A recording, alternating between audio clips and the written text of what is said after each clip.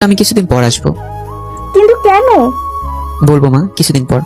এরপর আমি ঠিক করলাম দুইটাই শুভ লক্ষণ, এবার হ্যাঁ করাই যায়।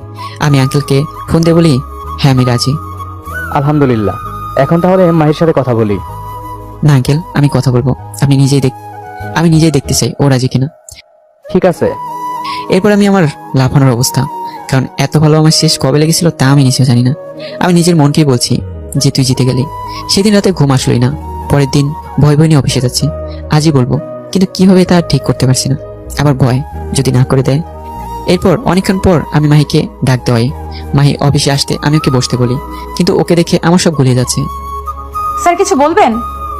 ও না, কাজটা শেষ, দরকার হলে ডাকবো। মাহি কি বলবে চলে গেল। আমি ভাবছি এটা কি করলাম, মাহি কি ভাববে, কিন্তু কি করবো কিছুই আসছিল না। এরপর আবার নিজেকে ঠিক করে 1 ঘন্টা পর আবার ডাক দিই। মাহি রুমে আসতেই আমি ওকে বসতে বলি, কিন্তু আবার চুপচাপ বসে আছি।